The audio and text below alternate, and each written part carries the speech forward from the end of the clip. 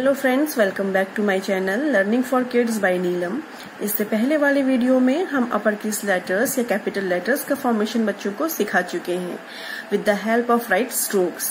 अब हम बात करेंगे लोअर केस लेटर्स या स्मॉल लेटर्स की, और ये भी हम उसी तरह से सिखाएंगे जैसे हमने अपर केस लेटर्स सिखाए थे। हमें प्रॉपर स्ट्रोक्स की हेल्प से बच्चों को इनका फॉर्मेशन सिखाना होगा, जिससे कि बच्चे आगे चलकर इनकी फॉर्मेशन में कोई भी मिस्टेक ना करें। तो फिर चलिए स्टार्ट करते हैं। अब हमें फिर से बच्चों को इन 4 लाइन के कॉन्सेप्ट को समझाना होगा। अपर केस लेटर्स में सिर्फ top line, mid line and base line का यूज होता था। इस बिलो द बेस लाइन, इस लाइन का यूज हम नहीं करते थे। लेकिन lower case letters, small letters की फॉर्मेशन में हमें इन 4 लाइन्स का यूज करना होगा। तो बच्चा लोअर केस लेटर्स का ए कैसे ड्रॉ करेगा? First, draw a circle and standing line, and standing line from where you started the circle. B, standing line and right curve. या फिर अपर केस लेटर्स में बच्चे ने सी बनाना सीखा होगा, तो आप बच्चों को ये बोल सकते हैं कि वो एक बैकवर्ड सी बनाए। मिड लाइन और बेस लाइन के बीचों बीच एक स्मॉल बैकवर्ड सी बनाए और जो स्टैंडिंग लाइन को टच करे। सी, जैसे बच्चों ने अपर केस लेटर्स में सी बनाया था, सेम वैसा ही सी है, लेकिन वो इन दोनों लाइंस के बीच में आएगा, mid line to base line, like this. फिर देखिए डी कैसे बनेगा? Standing line and small c. Small c बनाना है बच्चे ने इस स्टैंडिंग लाइन को टच करते हुए। This is d. E, sleeping line. Mid line and base line के बीच में एक स्लीपिंग लाइन, छोटी सी sleeping line, and c, draw a c. F, downward curve and bring it down in a standing line and sleeping line across the standing line. This is f. G, draw a small c and standing line, then draw a upward curve. H, standing line, downward curve, and it goes down as a standing line. I, standing line in between midline to baseline and put a dot on the top of it.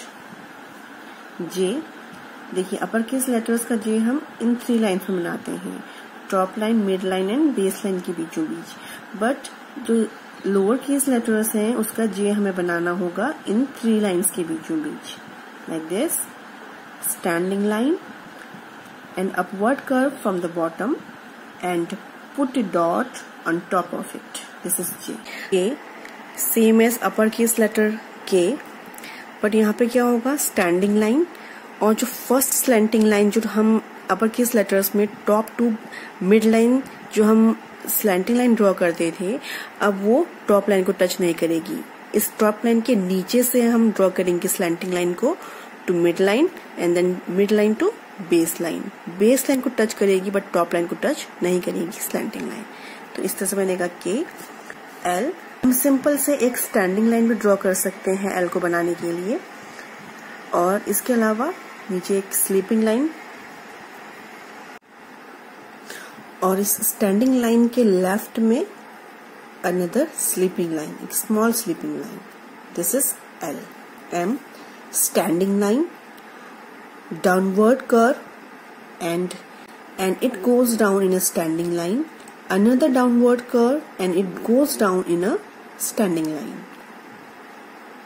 N, standing line and downward curve and it goes down in a standing line. This is N. This is same as M.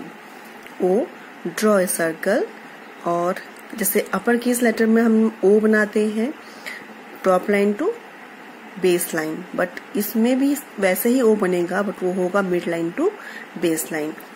Same वही process है जैसे हम upper case letters में P बनाते हैं, वो ऊपर बनता है top line to base line, यहाँ पर बनेगा mid line to below the base line. Same उसी तरह P बनेगा।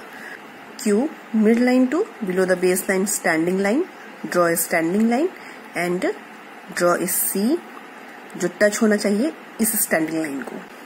R, standing line mid line to base line में हम आर्क को ड्रॉ करेंगे, standing line and downward curve, a small downward curve. S same वैसे ही बनेगा जैसे हम अपर केस लेटर्स में बनाते हैं, और अपर केस लेटर्स में हम ड्रॉप टू बेस लाइन बनाते हैं, बट यहाँ पे बनेगा mid line to base line. T standing line and swing from the bottom, या इसको बोल सकते हैं upward curve from the bottom, and sleeping line in the middle. U make an uppercase U in between midline and baseline, and at last put a tail or swing at the bottom like this. A small tail. V. Two slanting lines next to each other, one left to right and another right to left. This is V. W. Two lowercase v next to each other. Look it here. It looks like double V. और हम जब इन दोनों double वीज को एक दूसरे से join करके लिखते हैं तो W बनता है। X. Two slanting lines intersect each other. जैसे अपर केस X बनता है सेम वैसे ही ये X भी बनेगा, बट ये mid line to base line में बनेगा, एक स्मॉल साइज में होगा। Y. Draw a lowercase v in between midline and baseline, and then draw a slanting line from baseline to below the baseline. Z. Sleeping line, slanting line and sleeping line, और इसे लिखा जाएगा mid line and base line के बीच में। तो इस तरह से आप इन स्ट्रोक्स की हेल्प से बच्चों को इन स्मॉल लेटर्स को बहुत इजीली सिखा सकते हैं। आप ये कर सकते हैं कि बच्चे पहले एक इन 3 लाइंस पे आने वाले अल्फाबेट्स को ड्रॉ करें, like B, D, F, H, K, L, T। जब बच्चा इन्हें अच्छे से ड्रॉ करना सीख जाए तब आप आ सकते हैं इन 2 लाइंस पे। अब आपको सिखाना है बच्चों को कि वो सिर्फ mid line and base line के बीच में कैसे लेटर्स को लिखेंगे। अब आप सिखाएंगे A को ड्रॉ करना, C को ड्रॉ करना, E को ड्रॉ करना, I को ड्रॉ करना, M को ड्रॉ करना, N को ड्रॉ करना, O को ड्रॉ करना, and R and S, U, V, W, X and Z।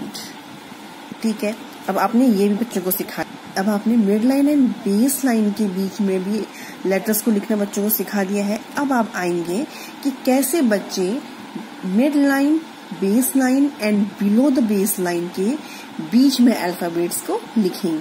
तो अब आप सिखाएंगे बच्चों को G लिखना, देन J लिखना, then P, Q and Y।